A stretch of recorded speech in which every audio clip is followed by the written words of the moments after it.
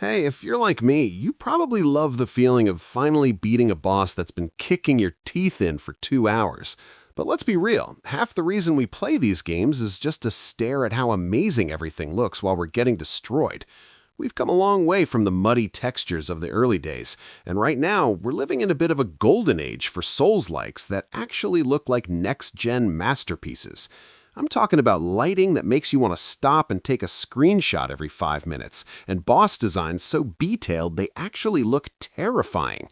So if you've got a fancy new console or a beefy PC and you want to see what it can really do, here are 7 Souls-like games with absolutely insane graphics that you need to check out. Let's start with the one that pretty much set the bar for everyone else, and that's the Demon Souls remake on the PS5. Honestly, even though it was a launch title, it's still one of the best-looking games ever made. Bluepoint Games basically took a cult classic and gave it a coat of paint that feels like magic. When you walk through the gates of Boletaria and see the dragons breathing fire, the way the light catches the smoke in the crumbling stone is just ridiculous. You can see every individual link in your character's chainmail and every scratch on their shield. The lighting is what really does it for me, though. Dark hallways aren't just black pixels, they're filled with atmospheric dust and flickering torchlight that reflects off wet stone walls. It makes the world feel heavy and real. Even the way your character's feet kick up little splashes of water or piles of old bones feels deliberate. It's the kind of game where you might die just because you were distracted by how cool a boss's armor looked. Speaking of looking cool, we have to talk about Black Myth Wukong. This game is basically a tech demo for what Unreal Engine 5 can do when it's pushed to the limit. I'm not even kidding. Some of the forest areas look like high-definition nature documentaries. The way the fur on the Monkey King's face moves in the wind, or how the snow deforms when you walk through it, is next level. There's one boss fight early on where you're fighting on a frozen lake, and the way the ice reflects the sky and cracks under the weight of the giant enemies is just mind-blowing. It's not just about the raw power either. The art design is so vibrant. Most Souls games are kind of gray and depressing, but Wukong is full of lush greens, deep reds, and gold. It feels like a high-budget movie that you happen to be playing. If you have a PC that can handle ray tracing, this is the game that's going to make you feel like that expensive graphics card was actually worth the money. If you prefer something a bit grittier and more classic dark fantasy, then the 2023 version of Lords of the Fallen is probably your best bet. This game uses Unreal Engine 5 too, but it uses it for something really unique, the dual world mechanic. You're essentially playing through 2 worlds at once, the living world and the world of the dead. What makes the graphics so insane here is that you can raise a lantern at any time to peek into the dead world, and you'll see the environment literally transform in front of your eyes.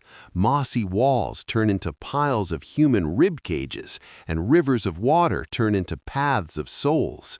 The amount of detail required to render 2 completely different versions of the same map simultaneously is crazy. The armor sets in this game are also some of my favorites. They have this heavy medieval look where the metal actually looks cold and the fabric looks like it has weight to it.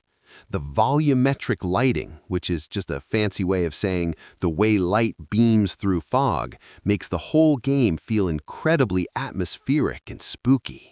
Then there's Lies of P, which took everyone by surprise. Most people expected a cool Pinocchio-themed game, but nobody expected it to be one of the most polished and beautiful games of the year.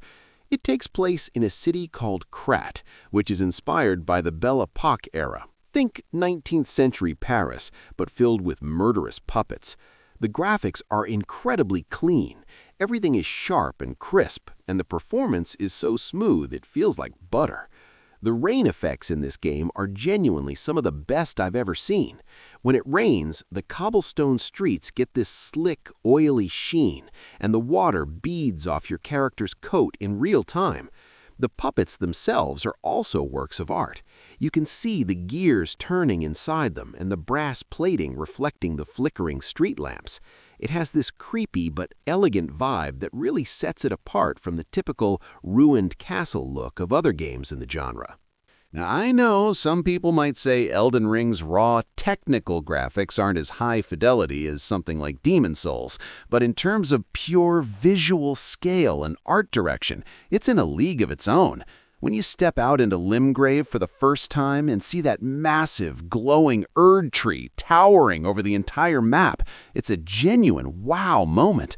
The draw distance is insane. You can see towers and mountains in the far distance and actually go to them. The diversity of the locations is what really hits you. You go from golden fields to a rotting red swamp to a literal underground city filled with stars. The boss designs are also legendary.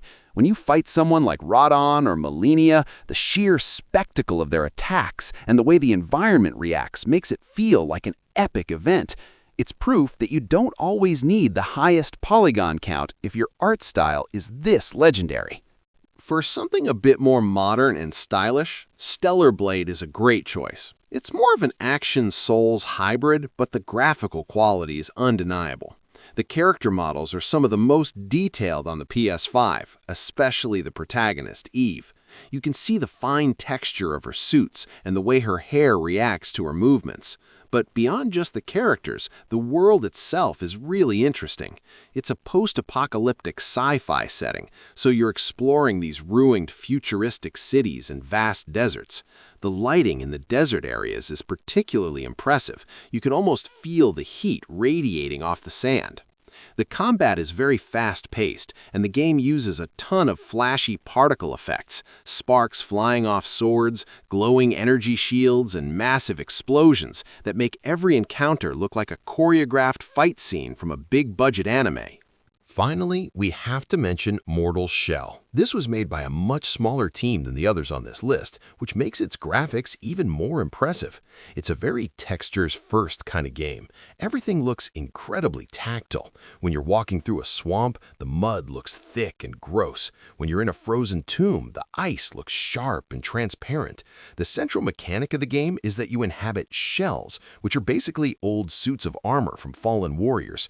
These shells look amazing. They're covered in rust, moss, and battle damage that looks completely realistic. The lighting is very moody and dark, which helps hide the smaller budget while emphasizing the parts that look great. It's a shorter experience, but if you want a game that feels like a playable heavy metal album cover, this is the one.